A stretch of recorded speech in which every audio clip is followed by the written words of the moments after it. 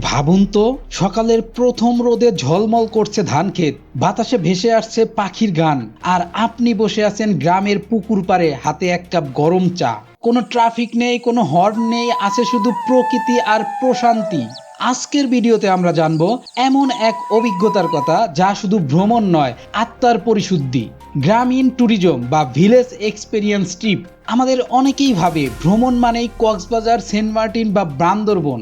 কিন্তু জানেন কি, বাংলাদেশের আসল সৌন্দর্য লুকিয়ে আছে ঠিক আমাদের গ্রামের বুকে, যেখান থেকে শুরু হয়েছে এক নতুন ধারণা, গ্রামীণ ট্যুরিজম। এই ট্যুরের লক্ষ্য শুধু বেড়ানো নয়, বরং গ্রামের মানুষ, তাদের সংস্কৃতি, খাবার, জীবনধারা সবকিছুর সঙ্গে কাছ থেকে পরিচিত হওয়া। এটা এমন এক ভ্রমণ যেখানে আপনি পর্যটক নন, গ্রামের এক অতিথি। আমরা সবাই আজ ব্যস্ত জীবনে আটকে আছি, অফিস, যানজট, মোবাইল স্ক্রিন আর যান্ত্রিক শব্দে ভরা এক জীবন। একবার ভেবে দেখুন তো, শেষ কবে আপনি গ্রামে পাখির ডাক শুনেছেন?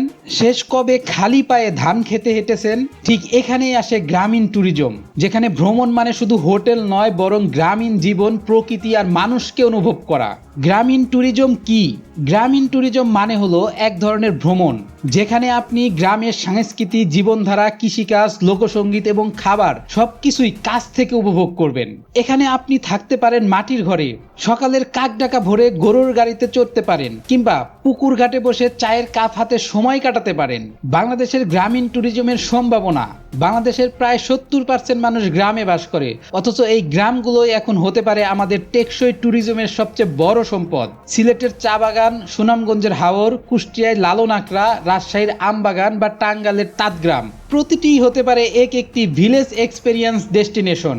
ভাবুন তো, বিদেশি পর্যটক যখন গ্রামে এসে খেজুরের রস খায়, নৌকা ভ্রমণ করে, বাঁশের ঝুড়ি বানাতে শেখে বা পাটের কারখানা ঘুরে দেখে, তখন তারা বাংলাদেশের আসল সৌন্দর্যটা অনুভব করে। ব্যবসা ও কর্মসংস্থানের সুযোগ। গ্রামীণ ট্যুরিজম শুধু ভ্রমণ নয়, এটি একটি বিশাল ব্যবসায়িক সম্ভাবনা।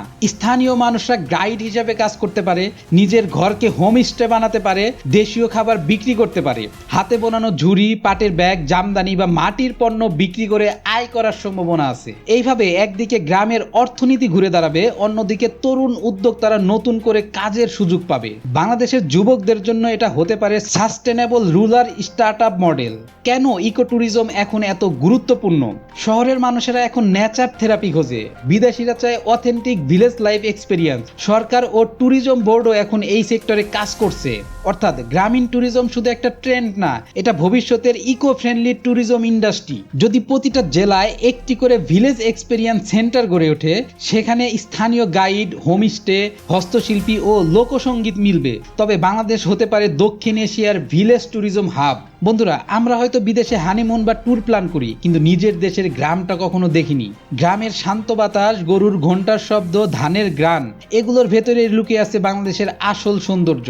তাই পরের বার কোথাও ঘুরতে গেলে একবার ভেবে দেখুন, হয়তো শহরের রিসোর্টের চেয়ে আপনার পরের ছুটির গন্তব্য হতে পারে বাংলার কোনো গ্রাম, যেখানে আপনি শুধু প্রকৃতি নয়, নিজের শিকড়কেও খুঁজে পাবেন। সো নেক্সট ট্যুর প্ল্যানে আপনি কোথায় যাচ্ছেন কমেন্টে জানাতে ভুলবেন না। ভিডিওটি ভালো লেগে থাকলে লাইক দিন, বন্ধুদের সাথে শেয়ার করুন, আর এরকম আরো ভিডিও পেতে সাবস্ক্রাইব করুন আমাদের চ্যানেল। আবার দেখা হবে পরবর্তী ভিডিওতে। ততক্ষণ পর্যন্ত ভালো থাকুন, সুস্থ থাকুন।